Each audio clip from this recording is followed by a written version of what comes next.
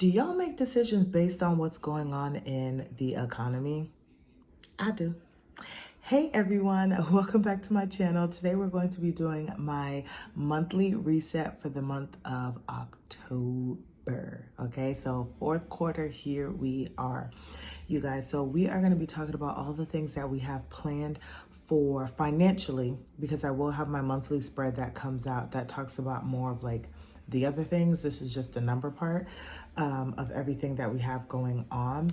Y'all, I have been listening to this whole situation with the port strike that's supposed to happen if they don't come to a deal on October 1st. Depending on when this video goes out, it may or may not have happened. But just listening to it and hearing them talking about how we could have huge shortages and things like that. And I'm like, why do I need to go through this during my lifetime? But oh my goodness. So like I was talking to my husband and just saying, like, I think we need to maybe get a little bit more groceries, more pantry items, because those things could last longer, because we just don't know what will happen. So comment down below. Do you guys base your budget based on what's going on in the economy? Or do you guys just keep your budget the same with whatever it is that you have going on, or you do a little bit of both? I'm curious. I honestly, I do a little bit of both. Most times my budget looks like what it should look like, and then we may dibble and dabble here just depending on what's actually going on. My grocery budget, though, may look a little crazy if this really, really does happen. So let's get into the numbers. Hi, my name is Janelle. I'm a wife and a mother of a one. And on here, I do all things cashless budgeting. So if that is something that you're interested in, don't forget to hit that subscribe button, comment down below, share with your friends and family, and don't forget to like. So for income, we are going to be budgeting $5,200 for this month.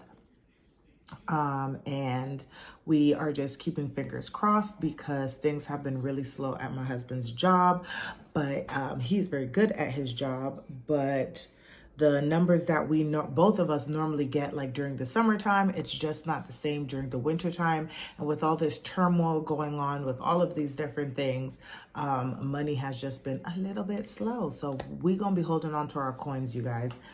So we're budgeting $5,200. Next, we're going to be looking at the debt portion of our budget. We have our mortgage, Discover, and our water treatment, and we're budgeting $24.48.38 for that. And y'all can see the breakdown. Our mortgage is $22.40.49. Discover will get $100, and our water treatment will be $107.89. Next is going to be our fixed expenses. So these are just averages for things like our water bill and our light bill and things like that, because whenever I do the video, I haven't gotten like all of the bills to kind of know what I actually need to pay for.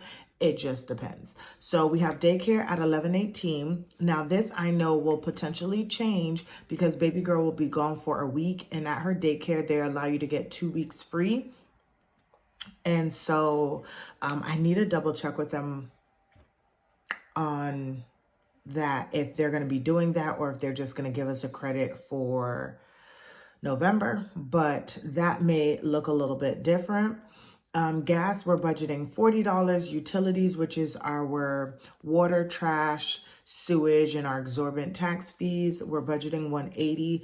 We have been slowing down with watering the grass, and it's not like cooler, but it's not as hot. So the last like 2.5 weeks, 3 weeks maybe, it has been like mid to low 90s. And the weather honestly has just been really, really good. And now lately in the mornings, it's like 67 degrees. Oh, it's just been feeling good, y'all. So we have just not been using our sprinklers as much. And that's really the biggest difference in our water bill. And so, yeah. Next is going to be our internet and our YouTube TV. That stays the same, respectively, $86.60 and $95.03. Electric, that should be coming down now because the AC doesn't have to run as long to keep the house at 78-80, because it's not 100 degrees outside and like burning up. And then our ADT, which is our alarm system, for 60/50. So we're budgeting 17, 60, 13 for all of our fixed expenses.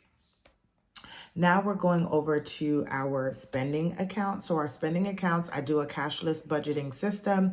Our spending accounts are housed in our Allied checking account, and I just swipe our debit card right now and pay for all of our items, and then I just track them in my wallet. So for groceries, I budgeted $400, but I was thinking even before I knew about that port stuff, to maybe potentially move some things around and maybe make that a $500 budget, because on a spreadsheet that I have, I track everything that I spend, and my average grocery spending is like $491. So I'm having an idea that I'm under budgeting myself and putting myself in a position to overspend.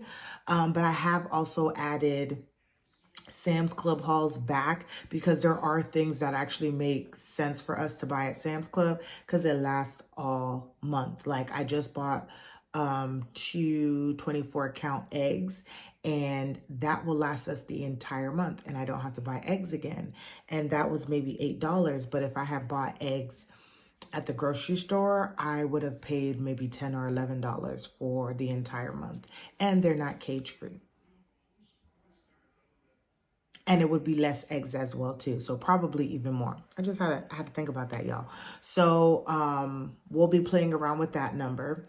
Next is going to be household. I don't budget for gas anymore because that's in my personal spending. Household, we're budgeting $150.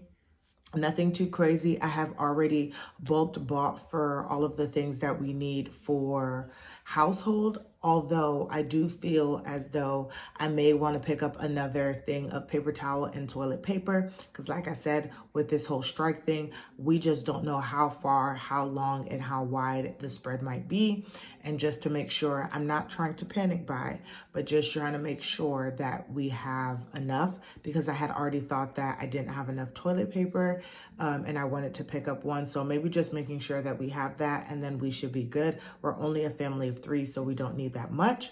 Spending is currently getting $55, and that's just for all things spending. Eating out is going to get $25, and that's because baby girl has surgery in October, whenever this video goes out, but in October, and so we may have a day where I don't cook, probably the day of her surgery, and so we may need to just stop by and pick up something to eat, although we do have some things in the house that I've already bought to combat that, but it just depends.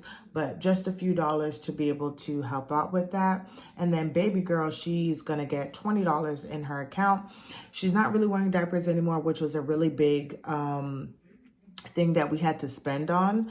And I want some money in her account because we do have a garage sale coming up, and I want to be able to see if I can purchase some things for her from the garage sale. So we'll see how that works. And so we're looking about spending about $650 for our spending accounts. Now we're going to go down to our sinking funds and savings, y'all. So right now, this is all just a breakdown of $294, with the most money going to our my car insurance, because I pay my car insurance every 6 months, and the next one will be due at the end of January. So we're just breaking down these things, and the way I look at my sinking funds and savings is I look at the month and kind of just say, like, what's going on? Do I need to put more money here or there or wherever? I have stopped, in a sense, doing savings challenges. The saving challenges will just be the money, like me coloring them in and then putting that amount of money into the actual sinking funds, to just help do what I need to do and get it done. So that is where we are with our sinking funds. And then it is saying, based off of the numbers that I have, we will have a remainder of $47.49. And if that is true, closer to the end of the month, when I can see that everything is paid for, then we can figure out where we would like that money to go. But y'all, that is what my October monthly reset looks like. Stay tuned for my monthly spread, where I go through all of the fun stuff and set up my monthly budget on my calendar. If you guys like this video, don't forget to like, comment, and subscribe, and I will see you guys in the next one.